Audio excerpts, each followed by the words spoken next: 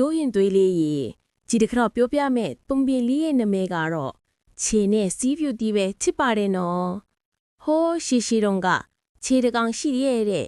သူဟာဗိုက်စာပြီးတနေ့လုံးအစာရှာတယ်ပူလဲအယမ်းပူတော့ချောင်းဘေးမှာပေါက်နေတဲ့စီးဖြူတီးအပင်အဝင်နာတဲ့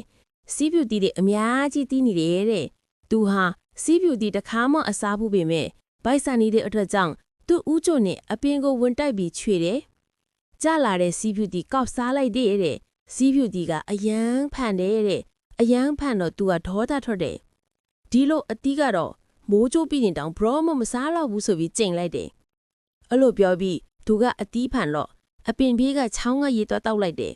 ရေတောက်လိုက်တာနဲ့သူ့ပါဇက်မှာတခါမှမခံစားဘူးတဲ့အယမ်းချိုးတဲ့အရသာရလိုက်တယ်တဲ့အဲ့ဒါနဲ့ခြေဟာအယမ်းအရသာတွေပြီးအဲ့ဒီစီးဖြူတီပြန်သွားစားကျင်နေတာနဲ့စီးဖြူတီကိုပြန်သွားကောက်စားလိုက်တယ်။သွားကောက်စားလိုက်တော့အခုနကသူချိန်ထားတဲ့အတိုင်းသူ့ကိုတခါတည်းမိုးချိုးပစ်လိုက်တယ်။ခြေရဲ့နဖူးတက်တဲ့မှာမိုးချိုးပစ်ခံရတယ်။အဲ့ဒါကြောင့်အခုချိန်ထိခြေရရဲ့နဖူးမှာမိုးချိုးပစ်ခံထားရတဲ့အရာရှိတယ်တဲ့။ပုံမီလေးကတော့ဒါပါပဲကွယ်။ပုံမီလေးကိုအဆုံးထိကြည့်ရှုပေးခဲ့ကြလို့ကျေးဇူးတင်ပါတယ်နော်။တိုးညင်တွေ channel လေးကို like and subscribe လုပ်ခဲ့ကြဖို့လည်းမမေ့ပါနဲ့နော်။